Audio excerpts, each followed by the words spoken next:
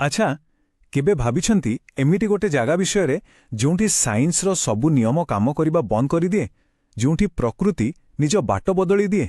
ନା ନା, ଏଇଟା କୌଣସି କାଳ୍ପନିକ କାହାଣୀ ନୁହେଁ। ଆଜି ଆମେ କଥା ହେବା ଜଗନ୍ନାଥପୁରୀ ମନ୍ଦିରର ସେହି ସବୁ ଗଭୀର ରହସ୍ୟ ବିଷୟରେ ଯାହା ବଡ଼ ବଡ଼ ବୈଜ୍ଞାନିକମାନଙ୍କୁ ବି ଚକିତ କରିଦେଇଛି।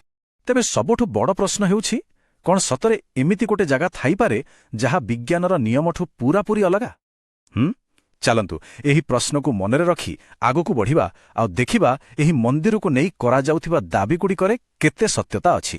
ଆସନ୍ତୁ ପ୍ରଥମେ ସେହି ଦାବିଗୁଡ଼ିକ ବିଷୟରେ ଜାଣିବା ଯାହା ଏହି ମନ୍ଦିରକୁ ବିଜ୍ଞାନ ଆଗରେ ଗୋଟେ ବଡ଼ ପ୍ରଶ୍ନବାଚୀ କରି ଠିଆ କରାଇଛି। ଦେଖନ୍ତୁ, ପୁରୀର ଜଗନ୍ନାଥ ମନ୍ଦିର ଖାଲି ଗୋଟେ ତୀର୍ଥସ୍ଥାନ ନୁହେଁ, ଏହା ଏକ ରହସ୍ୟର ଗନ୍ତାଘର। ଏଠି ଏମିତି ଲାଗେ ସତେ ଯେମିତି ଆସ୍ଥା ଆଉ ବିଜ୍ଞାନ ଭିତରେ ଗୋଟେ ଅଦୃଶ୍ୟ ଲଢ଼େଇ ଚାଲିଛି। ଲୋକଙ୍କର ବିଶ୍ୱାସ ଅଛି ଯେ ଏହି ମନ୍ଦିର ପରିସରରେ ପ୍ରତିଦିନ ପ୍ରକୃତିର ନିୟମ ଭାଙ୍ଗିଯାଏ। କିନ୍ତୁ ପ୍ରଶ୍ନ ଉଠୁଛି, ଏସବୁ ରହସ୍ୟର ଆରମ୍ଭ କେଉଁଠୁ? ଏହାକୁ ବୁଝିବା ପାଇଁ ଆମକୁ ଗୋଟେ ବହୁତ ପୁରୁଣା କିମ୍ବଦନ୍ତୀ ଭିତରକୁ ଯିବାକୁ ପଡ଼ିବ।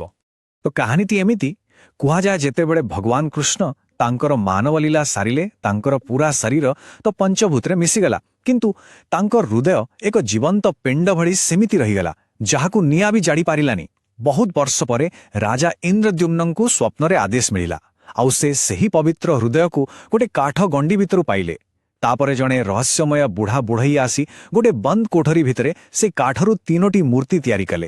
ଆଉ ସେହି ପବିତ୍ର ହୃଦୟକୁ ହିଁ କୁହାଯାଏ ବ୍ରହ୍ମ ପଦାର୍ଥ। ଜାଣନ୍ତି, ଏଇଟା ଖାଲି ଗୋଟେ ଧାର୍ମିକ ଜିନିଷ ନୁହେଁ। ବିଶ୍ୱାସ କରାଯାଏ ଯେ ଏହା ହେଉଛି ମନ୍ଦିରର ମୂଳ ଶକ୍ତି, ଗୋଟେ ଜୀବନ୍ତ ଶକ୍ତିର ଉତ୍ସ, ଯାହା ଆଜି ବି ମୂର୍ତ୍ତି ଭିତରେ ସ୍ପନ୍ଦନ କରୁଛି। ଆଉ ଏହି ବ୍ରହ୍ମ ପଦାର୍ଥକୁ ଗୋଟେ ମୂର୍ତ୍ତିରୁ ଆଉ ଗୋଟେ ମୂର୍ତ୍ତିକୁ ନେବାର ପ୍ରକ୍ରିୟା, ସେଇଟା ତ ଆହୁରି ରହସ୍ୟମୟ। ପ୍ରତି 12 ବର୍ଷରେ ଥରେ ଯେତେବେଳେ ନବକଳେବର ହୁଏ, ସେଦିନ ପୂରାପୂରି ସହରର ଲାଇଟ୍ କାଟି ଦିଆଯାଏ। ଘନ ଅନ୍ଧାର ଭିତରେ ଜଣେ ମୁଖ୍ୟ ପୂଜକଙ୍କ ଆଖିରେ ପଟି ବନ୍ଧାଯାଏ, ହାତରେ ମୋଟା କପଡ଼ା ଗୁଡ଼େଇ ଦିଆଯାଏ, ଆଉ ସେ କେବଳ ଛୁଇଁକି, କେବଳ ସ୍ପର୍ଶ କରି ସେହି ଜୀବନ୍ତ ପଦାର୍ଥକୁ ପୁରୁଣା ମୂର୍ତ୍ତିରୁ ନୂଆ ମୂର୍ତ୍ତିକୁ ନେଇଥାନ୍ତି। ଆଉ ଯେଉଁ ପୂଜକମାନେ ଏହି କାମ କରିଛନ୍ତି, ସେମାନଙ୍କ କଥା ଶୁଣିଲେ ତ ଦେହ ଶୀତେଇଯିବ। ସେମାନେ କହନ୍ତି, ତାକୁ ଧରିଲେ ଏମିତି ଲାଗେ ସତେ ଯେମିତି ହାତରେ ଗୋଟେ ଜୀବନ୍ତ ଠେକୁଆ ଅଛି, ଧକ୍ ଧକ୍ ହେଉଛି। କଳ୍ପନା କରନ୍ତୁ ତ। ହଉ, ତ ଏ ତ ଗଲା ମନ୍ଦିର ଭିତର କଥା। କିନ୍ତୁ ଏହି ରହସ୍ୟମୟ ଶକ୍ତିର ପ୍ରଭାବ ବାହାର ଦୁନିଆରେ ବି ଦେଖିବାକୁ ମିଳେ।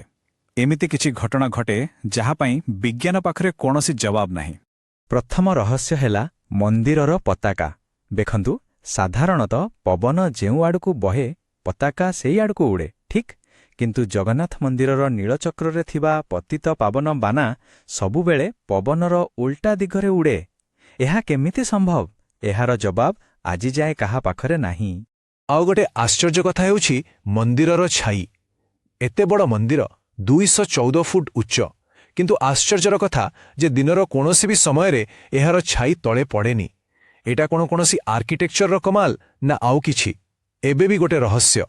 ଏତିକିରେ କଥା ସରିନି। ମନ୍ଦିର ଉପର ଆକାଶଟା ବି ଗୋଟେ ରହସ୍ୟ। ଏମିତି ଲାଗେ ଯେମିତି ସେଇଟା ଗୋଟେ ନୋ ଫ୍ଲାଇ ଜୋନ୍, କାରଣ ଆଜି ପର୍ଯ୍ୟନ୍ତ କେହି କୌଣସି ପକ୍ଷୀକୁ କିମ୍ବା ଏପରିକି କୌଣସି ବିମାନକୁ ମନ୍ଦିର ଚୂଡ଼ା ଉପରେ ଉଡ଼ିବାର ଦେଖିନାହାନ୍ତି। ଏ ପଶୁପକ୍ଷୀମାନେ କେମିତି ଜାଣୁଛନ୍ତି ଯେ ସେଇ ଜାଗାକୁ ଯିବାର ନାହିଁ? ଏସବୁ ରହସ୍ୟ ଖାଲି ବାହାରେ ନୁହେଁ, ମନ୍ଦିର ଭିତରେ ଥିବା ରୋଷେଇ ଘରେ ବି ପ୍ରତିଦିନ ଚମତ୍କାର ଘଟେ।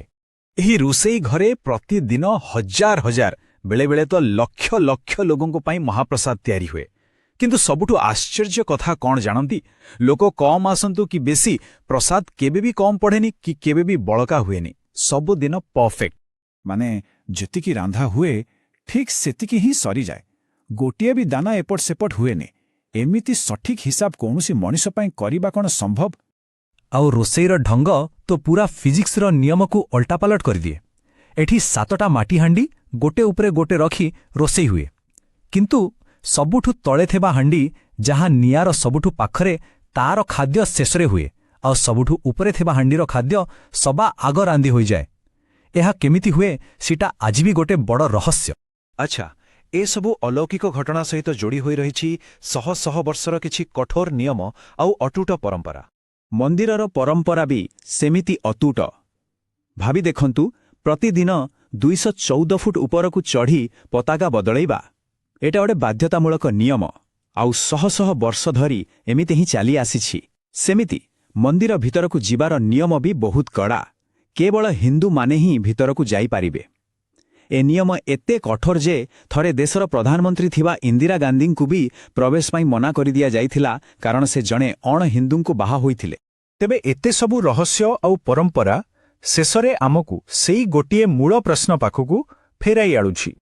ଏତେ ସବୁ ଚମତ୍କାର ଆଉ ରହସ୍ୟମୟ କଥା ଶୁଣିସାରିବା ପରେ ଶେଷରେ ପ୍ରଶ୍ନ ଉଠୁଛି, ଏସବୁ କ'ଣ କେବଳ ଆସ୍ଥା ଆଉ ଅନ୍ଧବିଶ୍ୱାସ, ନା ଏହା ପଛରେ ସତରେ କୌଣସି ଦିବ୍ୟ ଶକ୍ତି ଅଛି ଯାହା ବିଜ୍ଞାନର ବୁଝାମଣାଠାରୁ ବହୁତ ଉପରେ? ହୁଏତ ଏହାର ଉତ୍ତର ନିଜ ନିଜ ବିଶ୍ୱାସ ଭିତରେ ହିଁ ଲୁଚି ରହିଛି। ଆମ ସହିତ ଏହି ରହସ୍ୟମୟ ଯାତ୍ରାରେ ସାମିଲ ହୋଇଥିବାରୁ ବହୁତ ବହୁତ ଧନ୍ୟବାଦ।